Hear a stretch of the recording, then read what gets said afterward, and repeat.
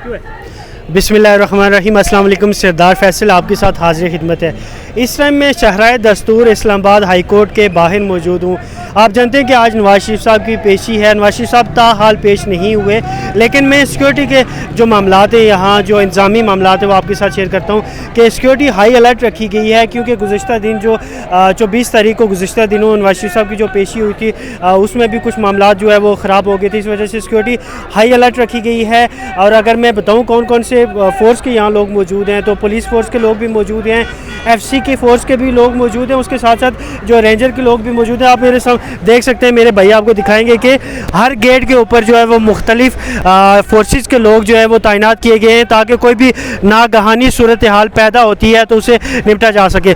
शहराए दस्तूर के ऊपर भी मुख्तलिफ लाइन्स बना के जो है वो रेंजर के, पुलिस के, लेडीज़ पुलिस के जो एहलकार हैं वो भी यहाँ मौजूद हैं। उनके साथ जो PMLN के लोग हैं, कारकुनान हैं, वो नारेबाजी भी कर रहे हैं। PMLN के कारकुनान की तादाद खासी कम है। जब उनसे इस हवाले से बात की गई तो उनका यही कहना था कि जी क्योंकि पीछे ज़्यादा हाई अलर्ट सिक्योरिटी रखी गई है, जहाँ जहाँ पुलिस वाले खड़े हैं वो यहाँ शायद मना कर रहे हैं, इजाज़त नहीं है, तो इस वजह से कम लोग यहाँ पहुँच सकें। अगर मैं आपको मेन दरवाजे की बताऊँ, जहाँ से पैदल चल के हाई कोर्ट से इंट्री होती है, तो आप देख सकते हैं कि खासी तादाद में लोग जो हैं वो बाहर जुमा हैं, क्योंकि गैर मुतल्लका किसी भी शख्स को अंदर जाने की इजाज़त नहीं है।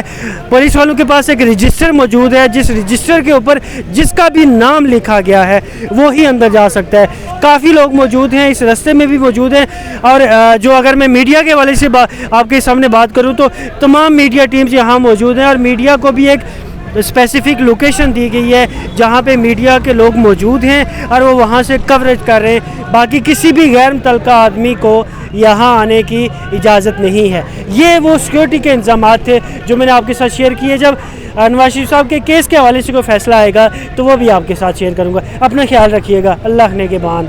बहुत शुक्रिया।